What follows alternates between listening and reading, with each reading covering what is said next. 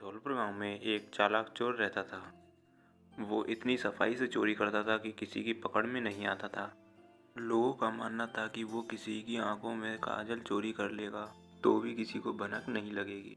गांव में चोरी करते करते अब वो बोर होने लगा था। वो दूसरे चोरों के बीच अपनी धौंस जमाना चाहता था। उसने सोचा कि क्यों न राजधानी जाकर राजमहल में सेन जमाई जाए।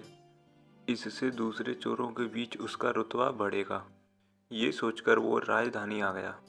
अब समस्या ये थी कि राजमहल में चोरी कैसे की जाए। वहाँ सुरक्षा में पहरेदार 24 घंटे तैनात रहते थे।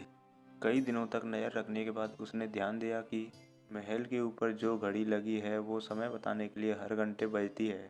चोर के दिमाग में एक विचार आया। चोर रात में कुछ लोहे की कील लेकर और हथौड़ी लेकर राजमहल पहुंचा और जैसे ही घंटी बजती वो दीवार पर एक कील ठोक देता। इससे घंटी की आवाज़ में हथौड़े की आवाज़ दब जाती और किसी को पता भी नहीं चलता था। इसी तरह उसने 12 कीलें ठोक दी। उन कीलों के सहारे वो महल में दाखिल हो गया और हीरे जवाहरात चोरी करके रफू चक्कर हो गया।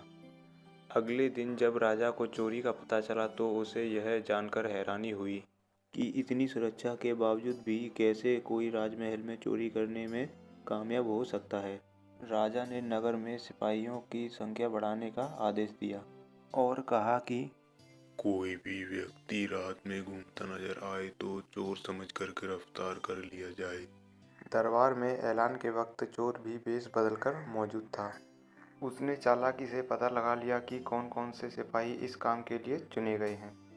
उसने उन सिपाहियों के घर का पता लगाया और साधु का भेष धारण करके उनके घर पहुंच गया। वहां उसने पाया कि सभी सिपाहियों की पत्नियां चाहती थी कि उनका ही पति चोर को पकड़े। इस बात का फायदा उठाते हुए उन सभी की पत्नियों से कहा कि पूरी रात तुम्हारे पति चोर की तलाश में बाहर रहेंगे। इस बीच चोर तुम्हारे पति का वेश धारण करके तुम्हारे घर में घुसने की कोशिश करेगा। भले ही वो तुम्हारे पति की आवाज़ निकाले, लेकिन तुम उसे अंदर मत आने देना। गर्म कोयले फेंकना, इससे चोर घायल हो जाएगा और पकड़ा जाएगा। पत्नियों ने हामी भर दी। वहीं सिपाही पूरी रात गश्त करते रहे और चोर की तलाश करते रहे। सुबह के 4 बज गए थे। सभी सिपाही चोर को ढूंढते ढूंढते थक गए। तभी सारे सिपाहियों ने सोचा कि अब घर चल के थोड़ा आराम कर लेते हैं। जब वे घर पहुंचे और दरवाज़ा खटखटाया तो पत्नियों को शक हुआ। उन्होंने सोचा कि साधु की बात सच हो गई। जरूर ये चोर है जो भेष बदल कर आया है। वो जला हुआ कोयला अपने पतियों पर फेंकने लगी। इससे सारे सिपाही घायल हो गए। उन्हें अस्पताल में भर्ती करना पड़ा। दूसरे दिन राजा को जब सारी बात पता चली तो वो चिंतित हो गया। उसने फौरन कोतवाल को आदेश दिया कि जितनी जल्दी हो सके उस चोर को पकड़कर हाजिर किया जाए। कोतवाल ने गांव में पहरा देना शुरू कर दिया। इस दौरान कोतवाल को एक युवक आता दिखा। कोतवाल ने उस युवक से पूछा, कौन हो तुम? युवक ने कहा, मैं चोर हूँ। कोतवाल को यकीन नहीं हुआ। भला इस तरह कोई अपने आप को चोर कैसे बता सकता है। उसे लगा युवक मजाक कर रहा है। कोतवाल ने आगे कहा, अगर तुम चोर हो तो चलो, तुम्हें जेल में बंद करने का आदेश मिला है। वो युवक तैयार हो गया। कोतवाल उसे लेकर एक कमरे में गया, जिसे देखकर चोर ने कहा कि कोतवाल साहब, इस जेल को तो कोई भी खोल सकता है। कोतवाल बोला। इसे खोला नहीं जा सकता। चोर बोला। आप अंदर जाइए, मैं बताता हूँ इसे कैसे खोल सकते हैं। कोतवाल मान गया और जैसे ही अंदर गया चोर ने दरवाज़ा बंद करके लॉक कर दिया और हंसते हुए बोला, मैंने पहले ही बोला था मैं चोर हूँ, आप माने नहीं। कोतवाल पूरी रात जेल में बंद रहा। सुबह सिपाहियों की मदद से कोतवाल किसी तरह जेल से बाहर आया और राजा के पास पहुंचकर सारी कहानी सुनाई। पूरी बात सुनकर राजा दंग रह गया। अब उसने खुद चोर को पकड़ने का फैसला किया। रात होने पर राजा ने गश्त देना शुरू कर दिया। इस दौरान चोर ने साधु का वेश धारण करके एक पेड़ के नीचे धूनी जमाकर बैठ गया।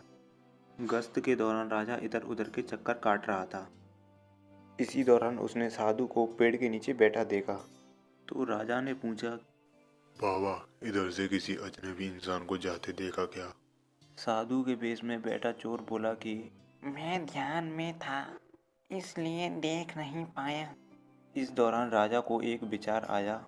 उसने तय किया कि वो साधु की पोशाक पहनकर पेड़ के नीचे बैठकर नज़र रखेगा और साधु को अपने कपड़े पहना देगा ताकि वो नगर के चक्कर लगा सके। पहले तो चोर इस बात पर राजी नहीं हुआ, लेकिन काफ़ी चर्चा करने के बाद वो राजा के कपड़े पहनने के लिए तैयार हो गया। राजा साधु के वेश में पेड़ के नीचे बैठ गया। इस दौरान चोर ने राजा के कपड़े पहने और महल जाकर सो गया। जब पूरी रात गुजर गई, सुबह के 4 बजे के करीब राजा को लगा कि साधु तो लौटा नहीं और न ही कोई अजनबी इस रास्ते से गुजरा, तो उसने महल लौट जाने का फैसला किया। जब राजा महल के फाटक के पास पहुंचा, तो पहरेदारों ने सोचा कि राजा तो बहुत पहले ही महल आ चुके हैं, ये जरूर कोई बहरूपिया है। उन्होंने राजा को बहरूपिया समझकर जेल में डाल दिया। बाहर होने पर एक संतरी ने राजा को पहचाना और जेल से बाहर निकाला। वो राजा के पैरों पर गिरकर माफ़ी मांगने लगा। राजा ने उसे माफ़ कर दिया। राजा ने महल पहुंचकर देखा कि चोर रात भर उसके बिस्तर पर सोया और उसी की पोशाक में फरार हो गया। अगले दिन राजा ने ऐलान किया कि अगर चोर उसके सामने आ जाएगा तो उसको बख्श दिया जाएगा, साथ ही उसे इनाम भी दिया जाएगा। चोर वहां मौजूद भीड़ में से निकला और बोला, मैं ही चोर हूँ। सबूत के तौर पर राजा को उसकी पोशाक दिखाई और चोरी का सारा सामान भी वापस कर दिया। राजा ने अपने वादे के मुताबिक चोर को माफ़ कर दिया। राजा ने भेंट में उसे एक गांव दिया, साथ ही वादा लिया कि भविष्य में वो कभी चोरी नहीं करेगा। इस तरह चतुराई के बल पर चोर ने खुद को साबित कर दिया और खुशी खुशी अपना जीवन यापन करने लगा। कहानी से सीख, अगर इंसान में बुद्धिमानी और समझदारी है तो वो भीष्म परिस्थितियों में भी खुद को साबित कर सकता है।